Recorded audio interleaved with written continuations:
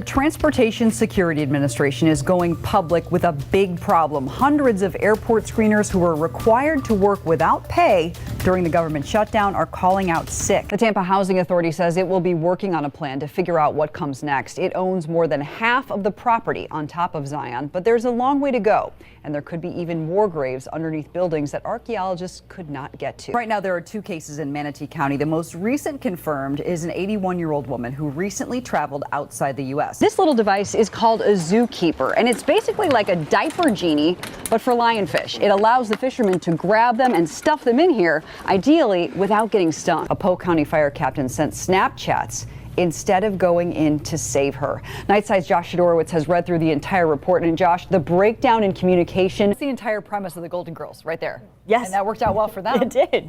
They had a good time. Experts say if you're going to find a roommate, it's important to use a reputable organization to avoid scam artists out there. I kind of had enough of having a roommate in college. Tonight we are getting a better look at how often Florida Highway Patrol troopers are stopping drivers for texting behind the wheel. Other moms don't have 23 grand slams to their name, but you know, right? Yeah, You got that in common with Serena, so you feel good about that.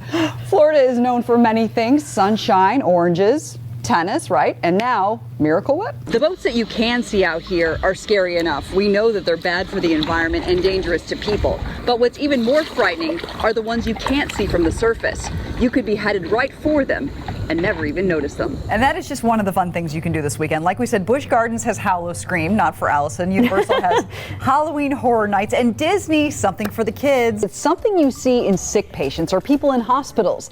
They need them in order to get nutrition, and they are not pleasant. So can you imagine having one inserted voluntarily?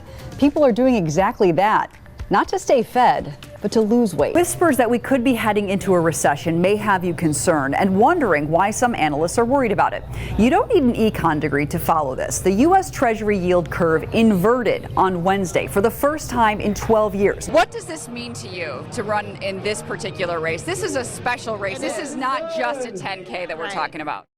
And thank you for joining us this evening. I'm Katie McCall. Sarasota County has its first 2 cases of COVID-19. The health department says one is a 50-year-old man from New York who is seeking treatment in Broward County. The other is a 70-year-old man from Massachusetts who's been isolated at Sarasota Memorial. That is where reporter Eric Glasser is tonight. And Eric, what do we know about this patient? Some of you have reached out to ask us where specifically all the people who tested positive for coronavirus are. We know which counties they're in, but some people asked why the health department isn't being even more transparent about their locations. So we want you to know this all comes down to the law. Privacy rules protect patients. According to a bulletin issued by the U.S. Department of Health and Human Services Office of Civil Rights, a health emergency does not change that. We're also keeping you in the know with some other stories that are making headlines today.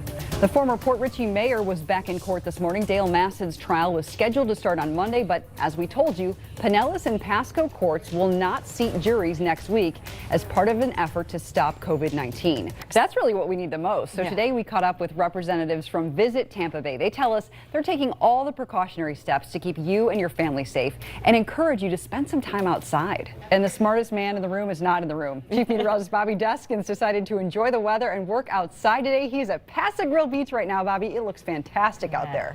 That picture, it is perfect, Bobby. You can look at that all day, right? Yeah, absolutely. So true. Good advice. What a great point. We'll revisit Bobby as much as we can in this newscast. We know a lot of weekend events are canceled, but there are still a lot of things to do. So we're going to show you some of those coming up at 6 o'clock. And we've just learned that Pasco County schools will be closed next week for spring break and closed an additional week after spring break. As well, Hillsborough County is also closing its schools through March 30th. Yeah, they sure will. Who's ready for some good news? Yes. Check this guy out. He is somebody you would love to have as your school's principal. This is Jonathan Levan saying goodbye to his beloved beard. This is to reward his Indiana grade school students for reading. They cashed in on a bet with the principal that if they read 490,000 minutes, he would become a clean-shaven guy, and he did it. And we just learned the Florida Department of Education is directing schools all around our state to shut down for 2 weeks. And for many Bay Area schools, this means extending the spring break for another week. We have more information on this on our 10 News app. Ahead of next week's Florida primaries, some local counties are changing polling locations, especially ones that are in nursing homes and assisted living facilities. And you can see those changes on our live blog at WTSP.com. And to keep you informed, we have Dr. Eric Carter. He is a board-certified family family physician, and he is with Catalina Lead right now on Facebook Live answering your questions. Hi, guys. 10 News reporter Eric Glasser shows you how it works and why some who've tried it are calling it a pathway to independence. One of the biggest challenges that students face today is figuring out what their future is going to be like after school. What do you dread the most about going to the doctor? For many people, it's the wait. 2 Tampa doctors are trying to change that with an app. Thank you, and you're all set. We've all been there, the dreaded doctor's waiting room. I think people waste a lot of time waiting in the doctor's office, and I think it causes extra anxiety. A place that takes time, something you never get back. How many times did I leave school early to get to an appointment and not been able to give extra help when all I did is sit here? It's a helpless feeling for patients and doctors like cardiologist Kevin McCarty. 80% of the frustration that patients have with their physicians is about waiting. That's why he and a fellow Florida physician, frustrated by waiting room woes, designed an app called Doc Clocker, a modern solution to an old problem. And it's very common in the medical industry that unexpected things happen and you're going to be waiting. That if all they knew is how long the wait was, they'd be able to better use their time. Some encounters are going to take 15 minutes, some are going to take 45 minutes. I don't know which one is going to take longer. When one appointment runs long, there's a domino effect. Hi there. Sometimes my days will start off on time and then the end of the day I'll be 50 minutes late. Using Doc Clocker, patients can book an appointment online and see the average wait time for that time slot. The day of, they get real-time alerts about what time they're going to be seen. So we decided to put this to the test. I made an appointment on my phone, and it's showing I have to wait 40 to 65 minutes. On the other end, Doc Clocker co-founder Dr. Eric Carter shows us how anyone in the office can adjust changes to my wait time, and I get an update. I can also start a timer to record my wait time. For people undergoing surgery, the app sends updates from the operating room to a patient's designated loved ones. That idea came from Dr. Carter's own experience. My father had an open heart surgery that lasted 8.5 hours. So it was my mom, my sister, and I all in the waiting room. The OR staff can send updates to any family member or friend the patient approves anywhere in the world. And that's how we came up with the idea. Why don't we allow for this ability in today's day and age to transmit text messages? That information is encrypted and it vanishes, maintaining privacy. How nice would it have been if we could just get regular updates every hour, just letting us know what the progress updates are. Doc Clocker is still new. Just 40 offices are using it, but patients we talked to loved the concept because just like their health, their time is priceless. And just because we're retired doesn't mean our time isn't important. You know, we've got things to do. We have Mahjong, and we have Pinochle, and we have book club, and we go to movies with our friends. So, yeah, it's a great idea. And the doctors worked on the Doc Clocker app with Embark Collective. It's an innovation hub backed by Lightning owner Jeff Finnick to attract tech companies to Tampa Bay. They come here to enjoy nature, not stare at these. 4 months ago, we started asking why these vessels are being allowed to sit, disintegrate, and sink, and no removal orders were being issued. Today, we're seeing results. It's something people here never expected to see. Rusty old boats being towed away, pulled onto shore, and destroyed. When this crew is finished, 11 boats that called this boat graveyard home for years will haunt these waters no more. I think it's incredible. I think it's great that we have people out there that are cleaning up the waterways here in Florida and providing a safe habitat for all the animals. These dangerous eyesores are covered in barnacles, rust, algae, and debris. Many are filled with oil and fuel, covered in peeling paint. It's crazy. They just let them sit out here and sink, and then nobody does anything with them. We thought it was crazy too. That's why we've been asking FWC about these abandoned boats called derelict vessels since October. Why are these old decaying boats just sitting in the water and not being pulled out and towed away? These owners of these boats have the right to due process to contest any of these charges against them. Florida Fish and Wildlife officers patrol this area. The agency opens derelict vessel cases. This is Pinellas County's property, but until the state issues an order for removal, the county's hands are tied. It can't legally touch these boats. There were 18 derelict vessels going nowhere. A month into our investigation, things started to change. Soon after those reports came out on the news, we got more notices to remove vessels from that area. In November, the first 2 removal orders landed on Pinellas County Environmental Services Director Andrew Squire's desk. He hired a crew, and just 3 weeks later, these boats that had been sitting here rotting for years were pulled out. The cost was $11,000. When our second story hit the air in December, things got a lot busier. A flood of FWC orders for vessel removals came into the county, allowing it to change the landscape of the boat graveyard. So on January 14th, we received 6 notifications from law enforcement to remove 6 vessels from that area. And within the next 6 weeks, we had 3 other requests to remove vessels. So that's 9 vessels in a pretty short period of time. This boat is one of 9 being pulled out of the water just this week. The orders came from FWC between January 14th and February 21st, after our first 2 stories aired. The price tag on this one, $44,000 for those 9 boats. Pinellas County will foot the bill, then submit it to the state for full reimbursement. We've removed about 11 vessels from that area since November. To get them all removed in that period of time is not that common. Squires says the county has received calls from boaters who are ecstatic to see how fast things are changing. The boat graveyard is finally in need of a name change. These boats can be hazardous to other boats, and to get them out of the water is just a satisfying thing. Charity called Safe Families is filling an important gap, giving parents in crisis the chance to have their kids cared for while they get back on their feet without involving the foster care system. Here's the story of one mom who says turning to this group is the best decision she ever made. How many coconuts do you have? 1, 2, 3. When you meet 1.5-year-old Amelia, hold on to your heart. Oh, you get it. Whoa! This toddler will steal it. KLMN. OPQ. She is a bundle of energy and giggles, smiley, affectionate, confident, and aware of what she wants. 1. No. No. A. B. But it's what Amelia's mother wants for her that brought her to this home. Amelia's mom is young, single, and overwhelmed. She works 2 jobs and has no childcare. So for as long as necessary, Christine, Bill, and Owen Burrow are caring for Amelia as if she were their own.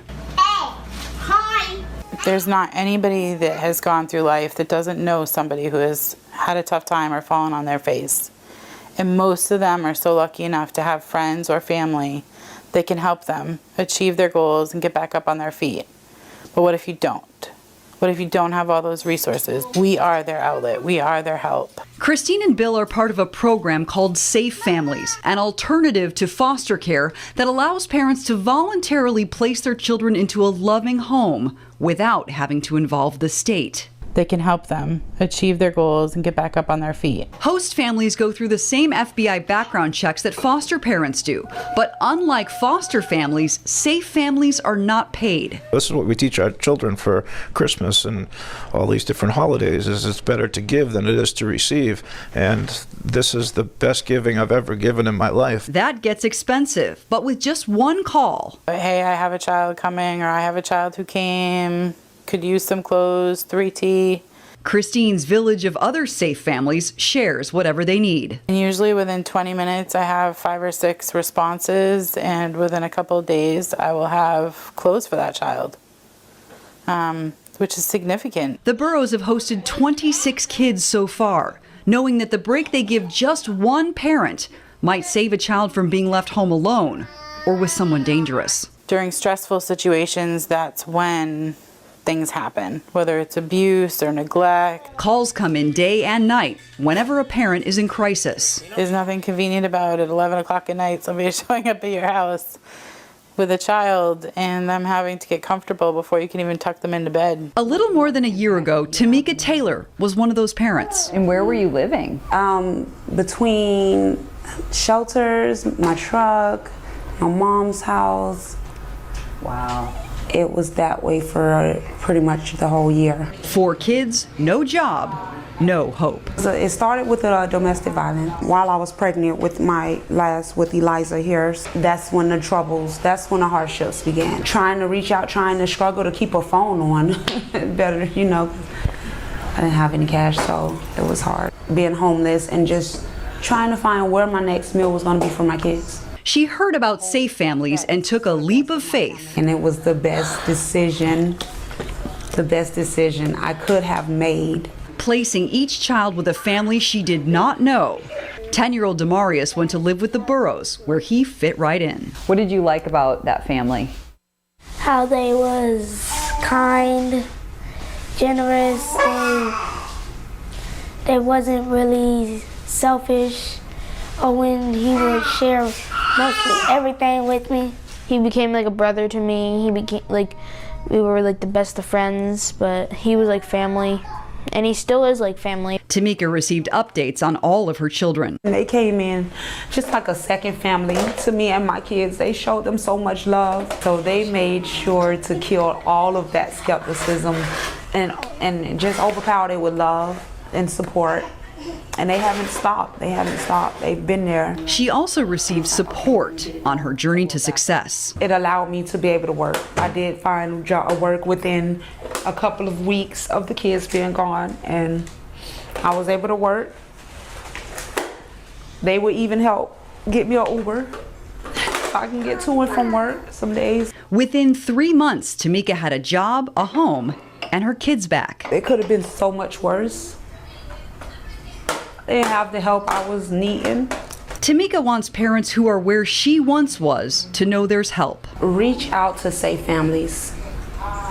Reach out to safe families.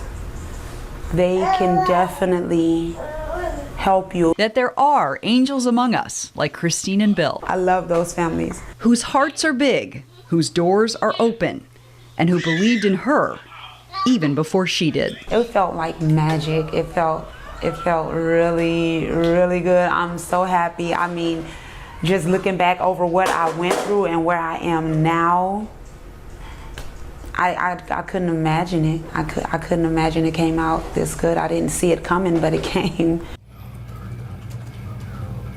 It sure did. And by the way, little Amelia, she's back with her mom too, so 2 success stories. Resemble throughout the race, Terry. Thank you. We want to send it to Katie McCall right now at the start line. Katie, what's going on? Good morning. We are at the starting line. Good morning. Good morning. Tell me who you are and why you're running this morning. I'm Gina Brodeur from right here in St. Pete, and I'm running because it's my first time qualifying for the Skyway 10K. That is awesome. Congratulations. Thank you.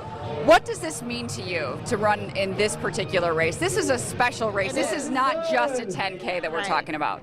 Yeah, to me, supporting our veterans both locally and nationally is super important. We're so lucky to be in this country in light of everything that's going on in the world today.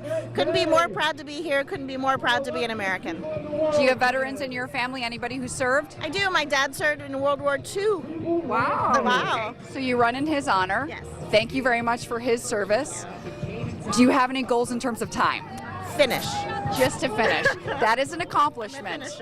All right. And you're in wave 4. People are really fired up this year. Yeah, it's a great year. A lot of things going on in the world, so it's a great year to support. It's nice to see all of this unity, too. This is such a patriotic race. We have such a great community, St. Pete, Tampa, that no surprise to me. And we do love to support our men and women in uniform, and we have a lot of active duty military here today. You see people even wearing some emblems of their different branches of the military. Yeah, we've got Army, Navy, Air Force, Marines. Coast Guard. You saw the Coast Guard flyover. We had 2 Coast Guard flyovers this morning, guys. How lucky are we to have our Coast Guard here? We had a C-130 aircraft. We had a helicopter flyover. I was going to say, the heli was amazing. That was incredible. And they came pretty darn close to where we were. So it's been a fun experience just to see this for a 3rd time in a row. I wish you all the luck in the world. You're definitely going to finish. Definitely going to finish. High five. Go get them, girl. Thanks so much. Bye, everybody. All right. Have a great day. All right. We're going to toss up to the summit with Justin and Allison. Hey, guys. Hey, Katie. Yeah, what an exciting time for that one.